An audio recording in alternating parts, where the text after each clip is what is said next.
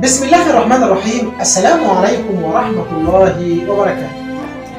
عايز اقول لك لما تلمح القسوة في الشخص اللي قدامك على طول بتفهم ان علاقتك بيه مش هتدوم ولا هتستمر بأي شكل، وبتقول انا ضد التعامل مع الناس القاسية دي، وما اقدرش استوعب فكرة ان ممكن يبقى في شخص مكسور وضعيف بيلجأ لك فتتخلى عنه وتكمل عليه بمنتهى القسوة، وتبقى عارف ان في حد زعلان منك وتسيبه لحزنه من غير ما تطبطب عليه.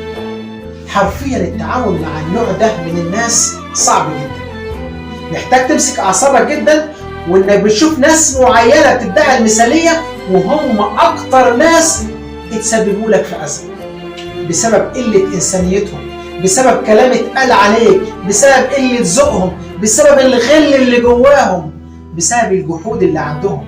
المهم انك عملت اللي عليك معاهم والباقي ده بتاع ربنا.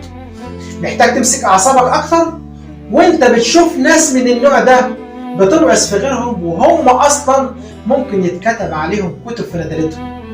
محتاج تتصالح بان العالم مكان اغلبه نفاق، لانك مش هتعرف تغير العالم ده، بس كل اللي عليك واللي انت محتاجه حاجتين: ما تبقاش منافق زيهم، وتبني لنفسك عالم موازي مهما العالم ده كان صغير ما تدخلش منه الا في حدود عالم الصدق.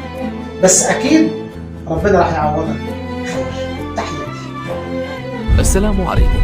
لا تنسوا الاعجاب بالفيديو والاشتراك في القناة تشجيعا لنا لنستمر بنشر المزيد ان شاء الله.